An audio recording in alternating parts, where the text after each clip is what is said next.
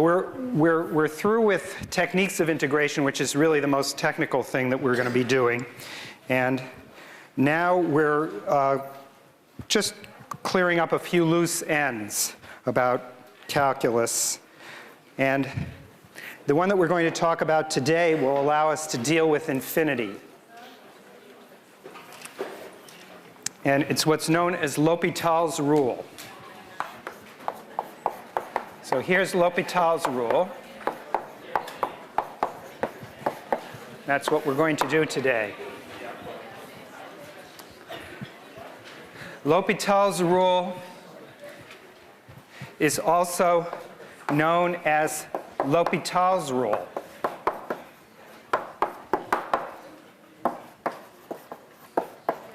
That's the same name, since the circumflex is what you put in French to omit the S. So it's the same thing, and it's still pronounced L'Hopital, even if it's got an S in it. All right? So that's the first thing you need to know about it. And what this method does is it's a convenient way to calculate limits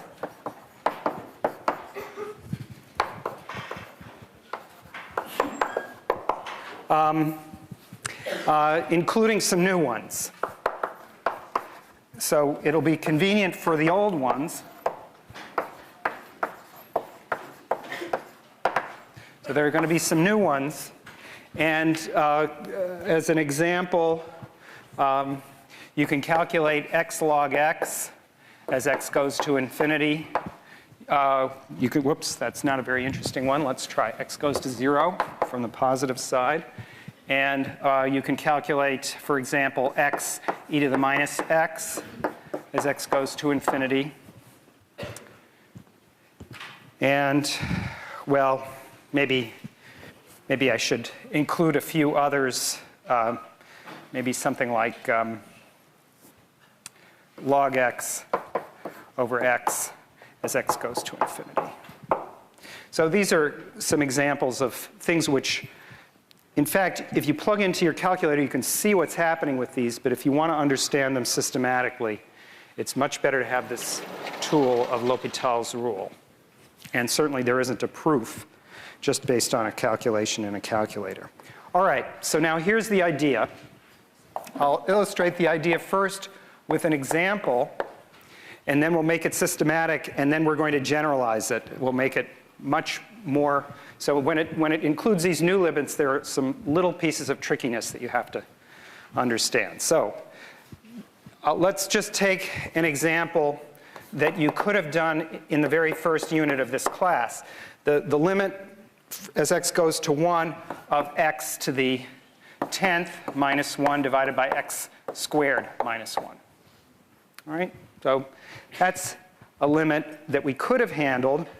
And the thing that's interesting, I mean, this is, if you like, this is in this category that we mentioned at the beginning of the course of interesting limits. What's interesting about it is that if you do this silly thing, which is just plug in x equals 1, you're going to get, at x equals 1, you're going to get 0 over 0. And that's what we call an indeterminate form.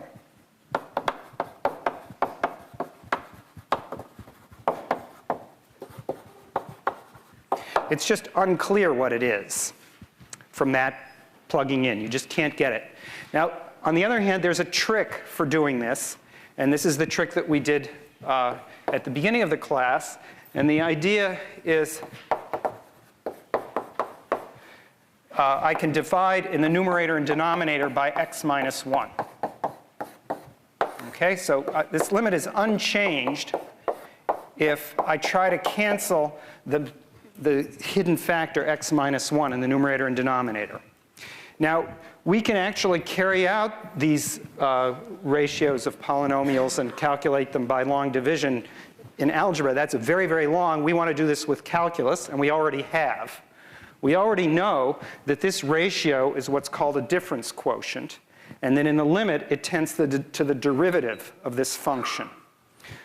So the idea is that this is actually equal to, in the limit, let's just study one piece of it. So if I have a function f of x, which is x to the 10th minus 1, and the value at 1 happens to be equal to 0, then this expression that we have, which is in disguise this is in disguise the difference quotient, all right, tends to, as x goes to 1, the derivative, which is f prime of 1.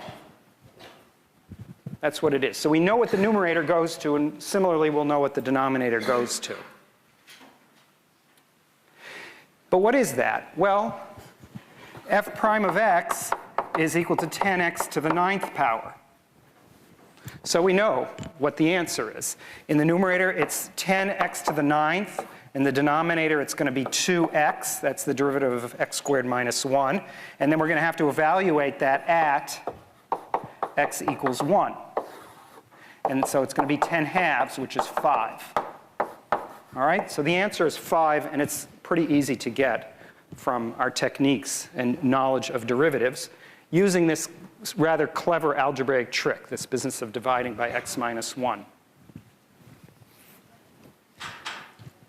What I want to do now is just carry this method out systematically, and that's going to give us the approach to what's known as L'Hopital's rule, my main subject for today.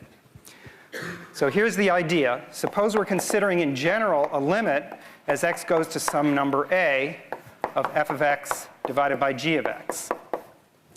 And suppose it's the bad case where we can't decide. So it's indeterminate. F of a is equal to g of a is equal to 0.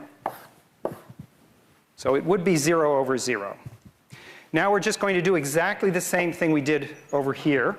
Namely, we're going to divide in numerator and denominator, and we're going to repeat that argument.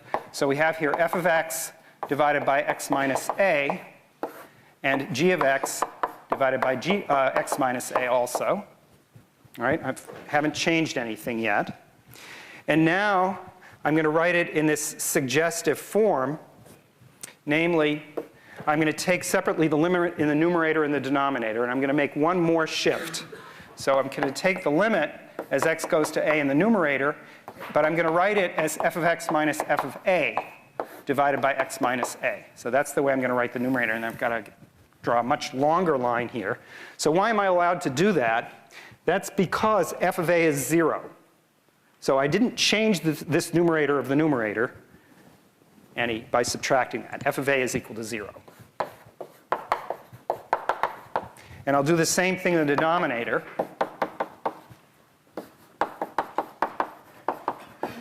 Again, g of a is 0, so this is OK. And lo and behold, I know what these limits are. This is f prime of a divided by g prime of a.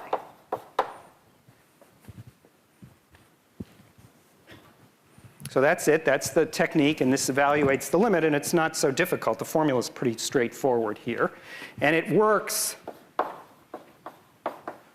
provided that g prime of a is not 0.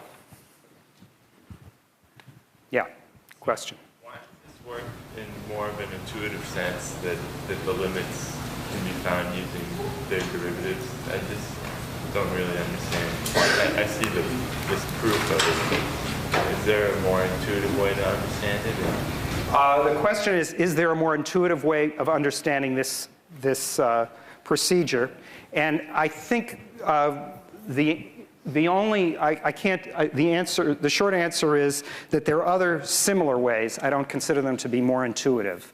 I will be mentioning one of them, which is the idea of linearization, which goes back to what we did in Unit 2. I think it's very important to understand all of these more or less at once. But I wouldn't claim that any of these methods is more intuitive one than the other. All right? But basically what's happening is we're looking at the linear approximation to f at a and the linear approximation to g at a. That's what underlies this. All right. So now I get to formulate for you L'Hopital's rule, at least in what I will call the easy version, or if you like, version 1. So here's L'Hopital's rule.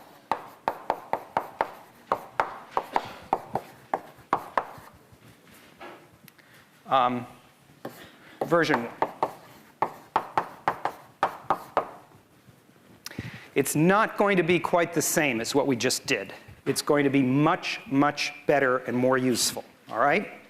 And what it's going to take care of is this problem that the denominator is not 0, all right? So now here's what we're going to do. We're going to say that it turns out that the limit as x goes to a of f of x divided by g of x is equal to the limit as x goes to a of f prime of x divided by g prime of x. Now that looks practically the same as what we said before, and I have to make sure that, that you understand when it works. So it works provided this is one of these undefined expressions. In other words, f of a is equal to g of a is equal to 0. So we have a 0 over 0 expression, indeterminate. And also, we need one more assumption, and the right-hand side, the right-hand limit.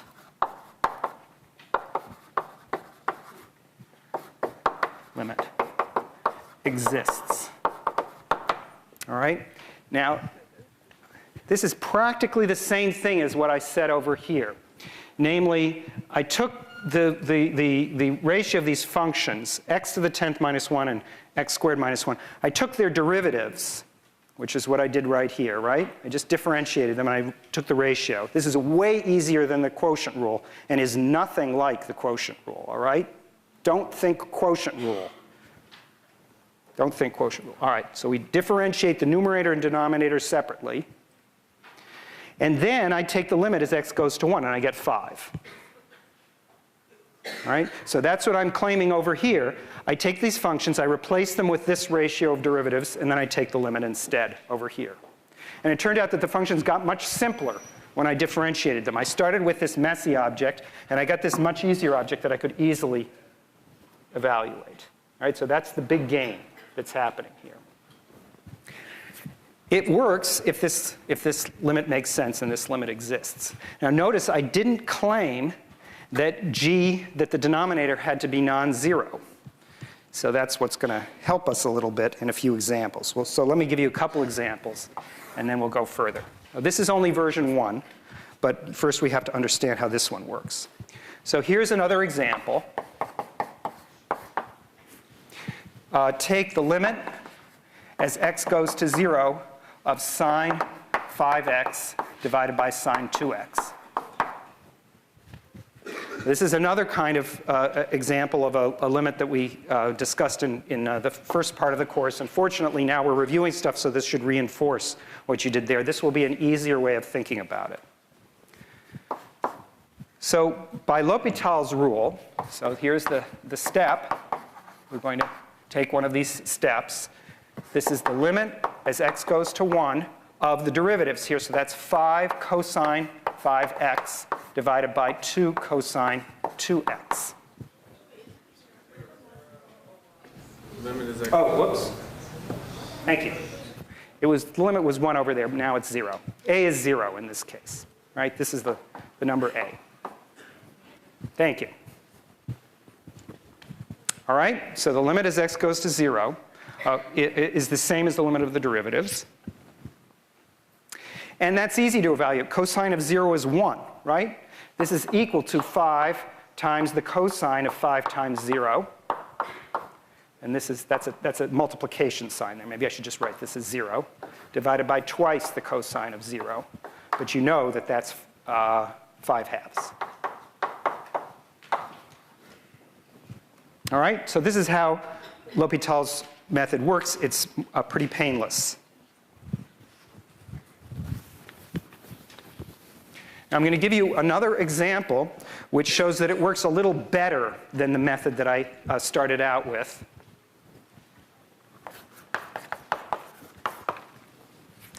Here's what happens if we consider the function cosine x minus 1 divided by x squared. All right?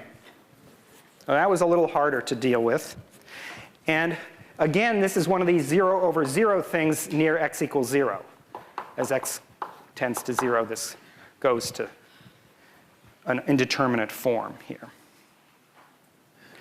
Now, according to our method, this is equivalent to, now I'm going to use this little wiggle because I don't want to write limit a million times. So I'm going to use a little wiggle here.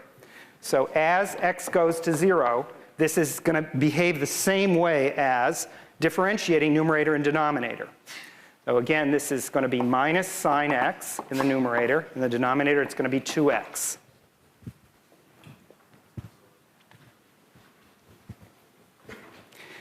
Now, notice that we still haven't won yet, because this is still of 0 over 0 type. When you plug in x equals 0, you still get 0. But that doesn't damage the method. That doesn't make the method fail. This is 0 over 0. We can apply L'Hopital's rule a second time. Okay? And as x goes to 0, this is the same thing as, again, differentiating the numerator and denominator. So here I get minus cosine x in the numerator, and I get 2 in the denominator. Again, this is way easier than differentiating ratios of functions. We're only differentiating the numerator and the denominator separately. And now, this is the end. As x goes to 0, this is minus cosine of 0 divided by 2, which is minus a half. And that's the, right? Now, the justification for this comes only when you win in the end and get the limit. Because what the theorem says is that if one of these limits exists, then the preceding one exists. And once the preceding one exists, then the one before it exists. So once we know that this one exists, that works backwards. It applies to the preceding limit, which then applies to the very first one.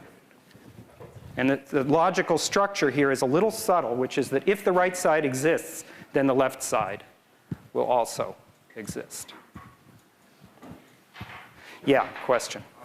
Why does the right-hand limit have to exist? Isn't it just the derivative that has to exist? Why does the right-hand limit have to exist? Isn't it just the derivative that has to exist? No.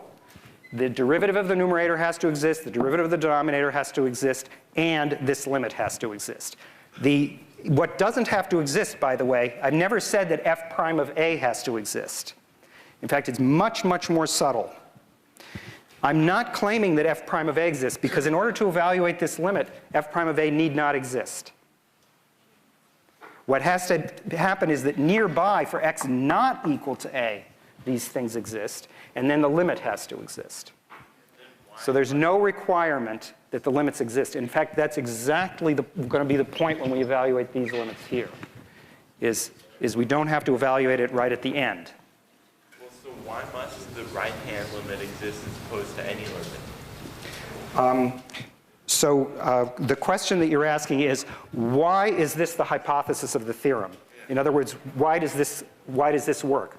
Well, the answer is that this is a theorem that's true. If you drop this hypothesis, it's totally false. And if you don't have this hypothesis, you can't use the theorem, and you will get the wrong answer. I mean, it's hard to express it any further than that. So look, in many cases, we tell you formulas. And in many cases, it's so obvious when they're true that we don't have to worry about what we say. All right? And indeed, there's something implicit here. I'm saying, well, you know, if I wrote this symbol down, it must mean that the thing exists. So that's a subtle point. But what I'm emphasizing is that you don't need to know in advance that this one exists. You do need to know in advance that that one exists. Essentially, yeah. So that's the direction that it goes. You can't get away with not having this exist and still have the statement be true. All right? All right.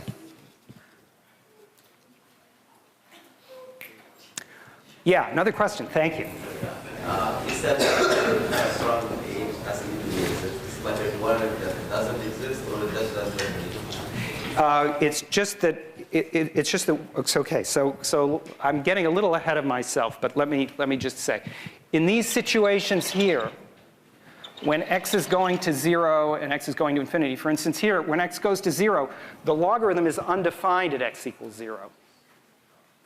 Nevertheless, this theorem applies, and we'll be able to use it.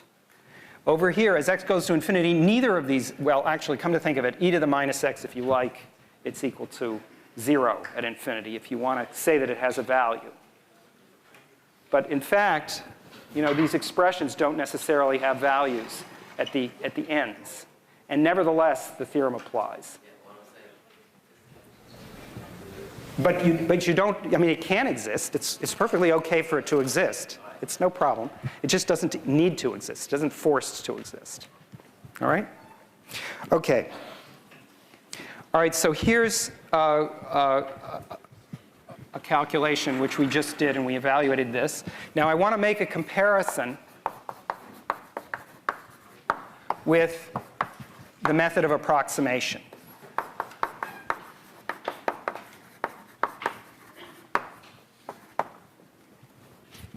In the method of approximations, this example 2, which was the example with the sine function, would be, we would use the following property. We would use sine u as approximately u.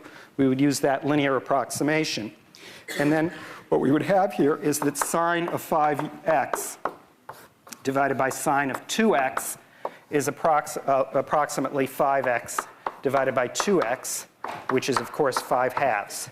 And this is true when u is approximately 0, and this is true certainly as x goes to 0. It's going to be a valid limit.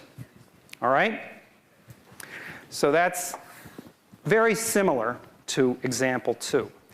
In example 3, we managed to look at this expression cosine x minus 1 divided by x squared. And for this one, you have to remember the approximation near x equals 0 to the cosine function. And that's 1 minus x squared over 2. All right? So that was the approximation, the quadratic approximation to the cosine function. And now, sure enough, this simplifies. This becomes minus x squared over 2 divided by x squared, which is minus 1/2. So we get the same answer, which is a good thing, because both of these methods are valid. They're consistent. You can see that neither of them is particularly a lot longer. You may have trouble remembering this property, but in fact, it's something that you can easily derive. And indeed, it's related to the second derivative of the cosine, as is this calculation here. They're almost the same amount of numerical content to them. All right? So now what I'd like to do is explain to you why L'Hopital's rule works better in some cases. And the real value that it has is in handling these other more exotic limits. So let me just, now we're going to do the L'Hopital's rule over again. And I'll handle these functions, but I'll have to rewrite them, but we'll just do that. All right, so here's the property that the limit as x goes to a of f of x divided by g of x is equal to the limit as x goes to a of f prime of x divided by g prime of x. That's the property. And this is what we'll always be using. Very convenient thing.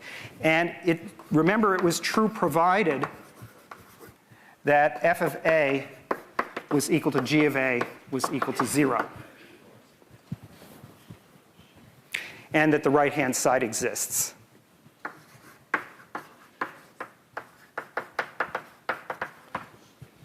All right? But I claim that it works better. And I'll get rid of these, but I'll write them again to show you that it works for these. So there are other cases.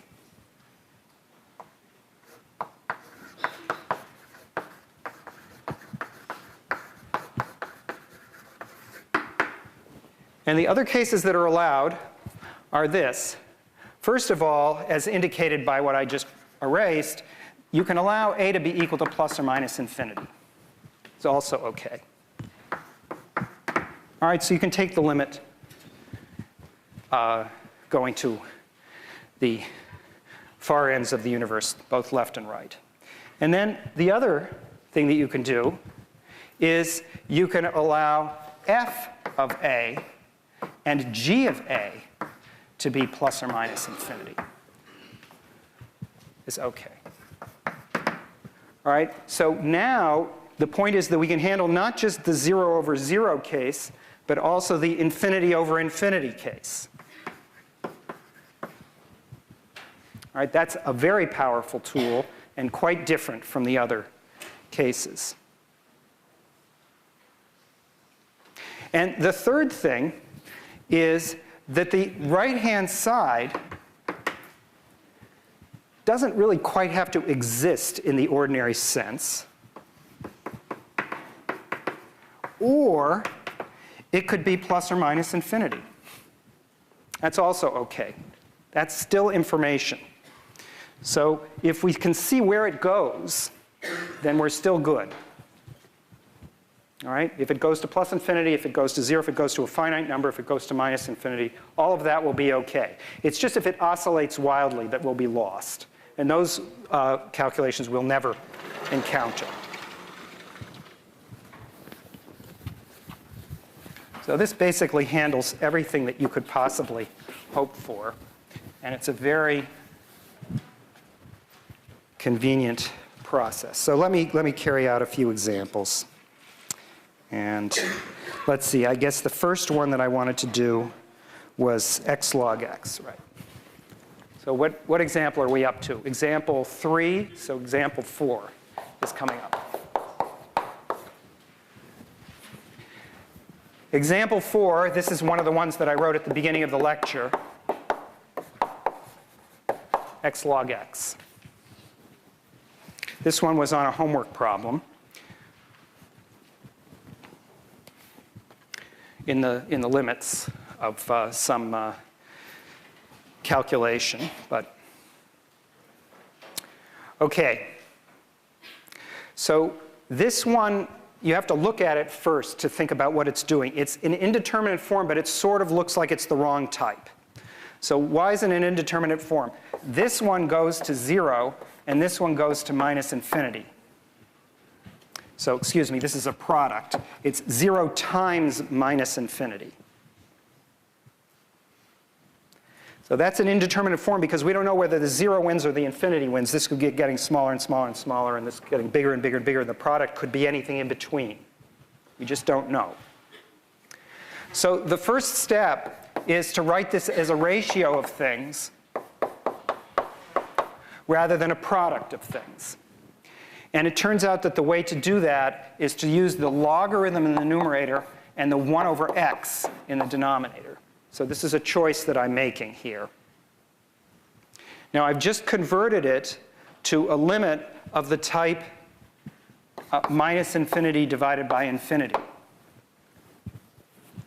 Because the numerator is going to minus infinity as x goes to 0 plus, and the denominator 1 over x is going to plus infinity. So again, there's a competition, but now it's one of the forms to which L'Hopital's rule applies. And now I'm just going to apply L'Hopital's rule. And what it says is that I differentiate here. So I just differentiated numerator and denominator. Applying L'Hopital's rule is a breeze, right? You just differentiate, differentiate. And now it just simplifies and we're done. This is the limit as x goes to 0 plus of, well, the x squareds cancel. This is the same as just minus x. X factors cancel. And so that's 0. The answer is that it's 0. All right, so x goes to 0 faster than log n goes to minus infinity. This 0 was the winner. Something you can't necessarily predict in advance. All right, let's do the other 2 examples that I wrote down. I'm going to do them in slightly more generality because they're the most fundamental rate properties that you're going to need to know for the next section, which is improper integrals. And also, they're just very important as for physical math and any any other kind of thing, basically. So here let's just do these. So let's see, which one do I want to do first? So I wrote down the limit of x e to the minus x, but I'm going to make it even more general. I'm going to make it any negative power here, where p is some positive constant. Now again, this is a product of functions, not a quotient, a ratio of functions. And so I need to rewrite it. And I'm going to write it as x divided by e to the px.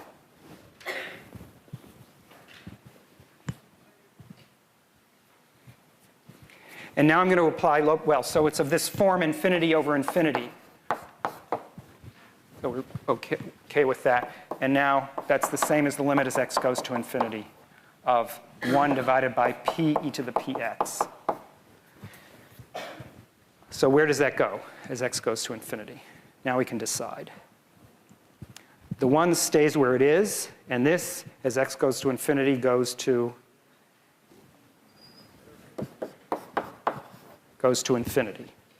All right, so the answer is 0. And the conclusion is that x grows more slowly than e to the px as x goes to infinity. Remember, p is positive here, of course. It's the increasing exponentials, not the decreasing ones. All right. Let's do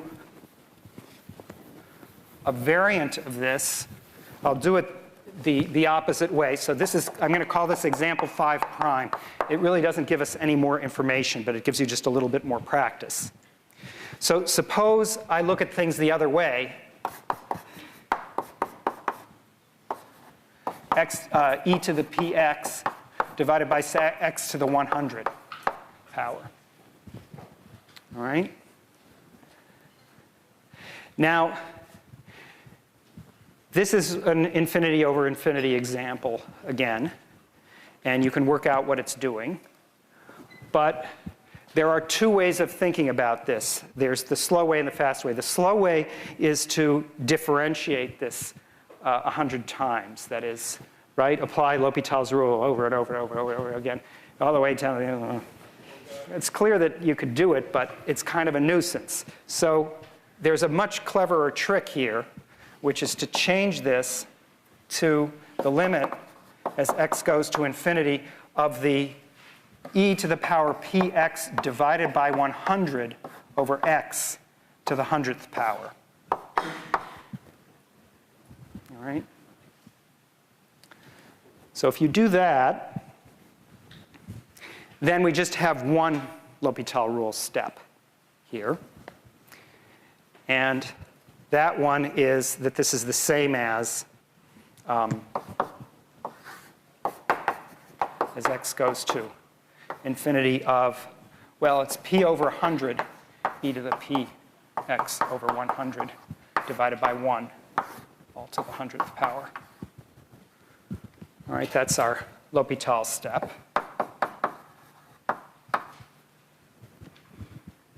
And of course, that's infinity over 1, right, to the 100th power, which is infinity. Now again, I did this in a slightly different way to show you that it works with infinity as well. So that was this other case. The right-hand side can exist, or it can be plus or minus infinity, and that applies to this limit and therefore to the original limit.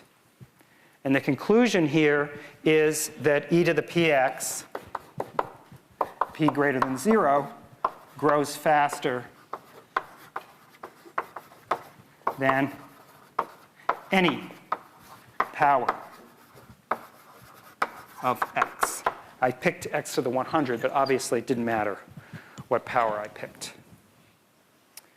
The exponentials beat all the powers.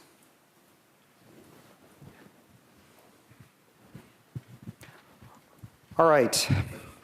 So we have one more of the ones that I gave at the beginning to take care of. And that one is the logarithm and its behavior at infinity. So I'll do a slight variant on that one too. So we have example 6, which is log x, and instead of dividing by x, I'm going to divide by x to the 1/3. I could divide by any positive power of x. We'll just do this example here. So now this, as x goes to infinity, is of the form infinity divided by infinity.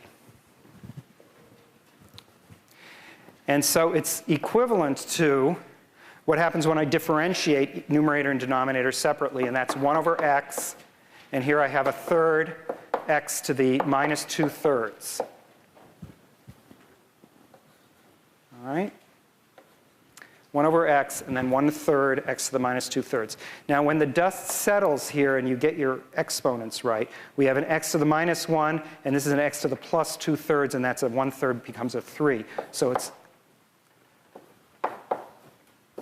this is what it is, all right? And that's equal to 3x to the minus 1/3, which we can decide. It goes to 0 as x goes to infinity. All right?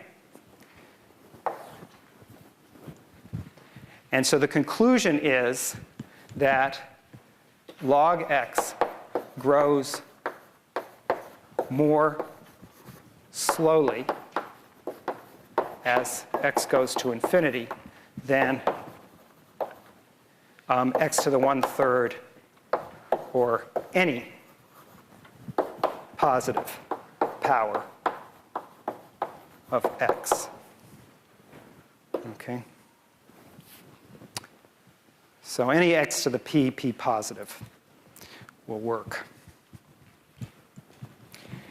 So log is really slow going to infinity. It's very, very gradual. Yeah, question? So if you have like, for that case where you put other cases allowed, A is plus or minus 2. So it means FA over GA is not equal to 3 over infinity, or it's not equal to 0 over 0, but A is plus or minus 2.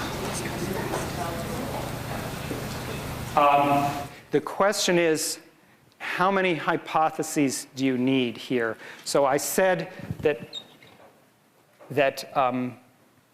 and I think what you were asking is, if I have this hypothesis, can I also have this hypothesis? That's okay. I can have this hypothesis combined with this one. I need something about f of a and g of a. I can't assume nothing about f of a and g of a. So in other words, I have to be faced with either an infinity over infinity or a 0 over 0 situation. So let's see. A rule applies in the 0 over 0 or infinity over infinity case. These are the only two cases that it applies in. Okay? And x can be, a can be anything, including infinity, plus or minus infinity. Okay, the rule applies in these two cases. So in other words, this is what f of a over g of a is, either one of these. And in fact, it can be plus or minus. And the right-hand side has to be something. It has to be either finite or plus or minus infinity. Okay? So you need something. You need a specific value of a. You need to decide whether it's an indeterminate form. And you need the right-hand limit to exist. It's not hard to impose this, because when you look at the right-hand side, you'll want to be calculating it. So you'll want to know what it is. So you'll never have problems confirming this hypothesis. Okay? All right, I need to, well, let me give you one more example here, which is just slightly trickier, which involves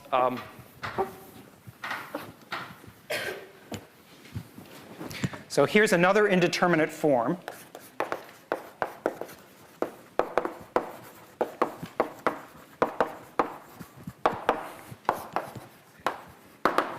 That's going to be 0 to the 0 power.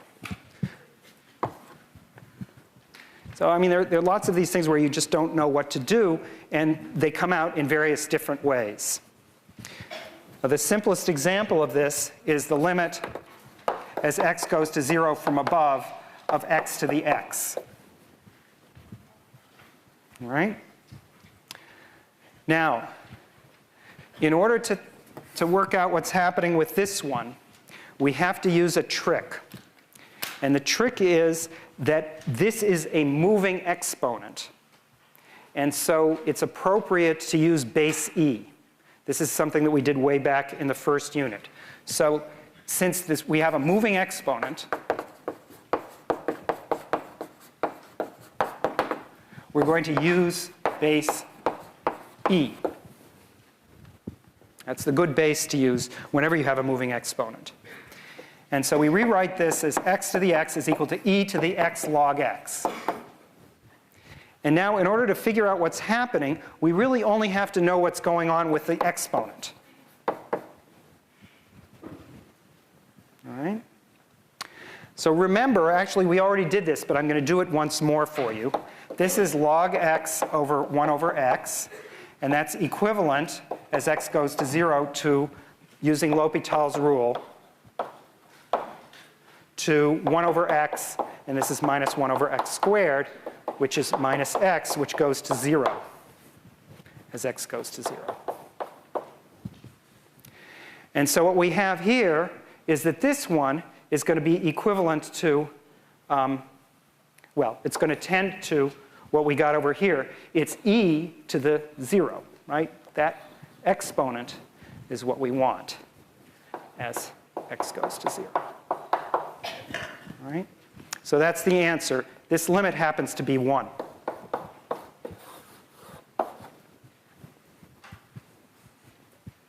And it's actually relatively easy to do given all of the power that we have in our hands now. All right?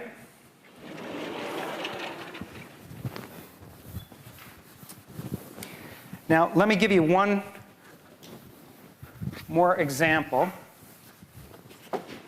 Suppose you're trying to understand the limit of sine x over x squared. If you apply L'Hopital's rule, as x goes to 0, you're going to get cosine x over 2x. And if you apply L'Hopital's rule again, as x goes to 0, you're going to get minus sine x over 2. And this, as x goes to 0, goes to 0. Right? On the other hand, if you look at the linear approximation method,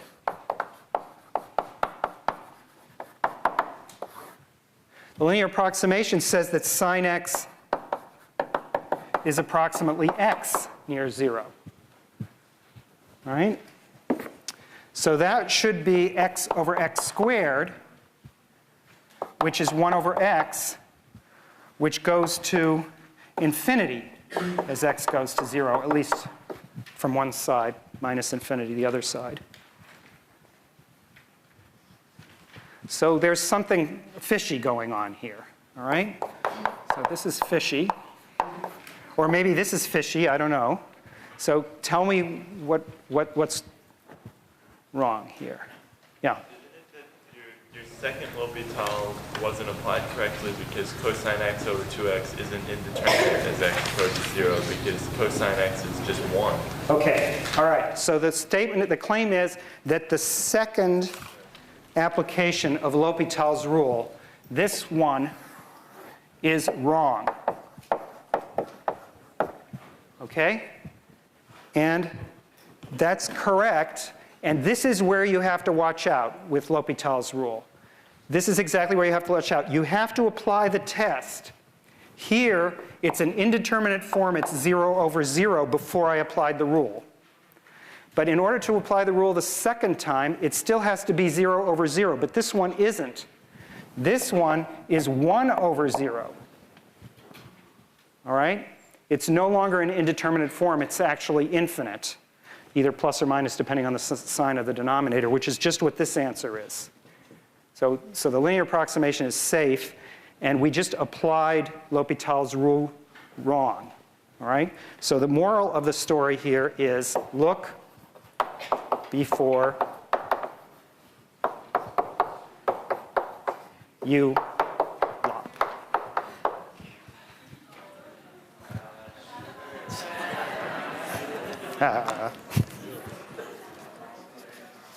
All right. Now,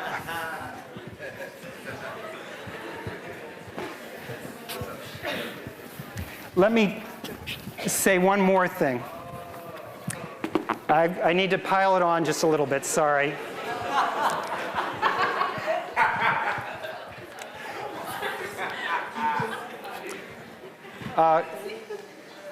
I don't, so don't use it as a crutch, okay? That's right. We don't want to just get ourselves so weak after being in the hospital for all this time that we can't use, I'm sorry.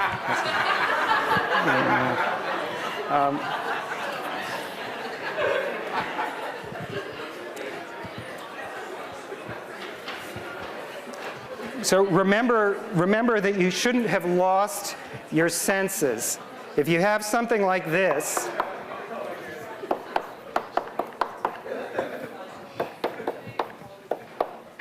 so we'll do this one here. All right? Suppose you're trying to understand what this does as x goes to infinity. Now, you could apply L'Hopital's rule 5 times or 4 times and get the answer here. All right? But really, you should realize that the main terms are sitting there right in front of you and that there's some algebra that you can do to simplify this. Namely, it's the same as 1 plus 2 over x plus 1 over x to the 5th power. All right? And then in the denominator, well, let's see. It's x, so this would be dividing by 1 over x to the 5th in both numerator and denominator. And here you have 1 over x plus 2 over, sorry, I overshot, but that's okay. 2 over x to the 5th here. So these are the main terms, if you like. And it's the same as 1 over x, which is the same as x, and it goes to infinity as x goes to infinity. Or if you like, much more simply, just x to the 5th over x to the 4th is the main term, which is x, which goes to infinity. So don't forget your basic algebra when you're doing this kind of stuff. Use these things and don't use L'Hopital's rule. Okay, see you next time.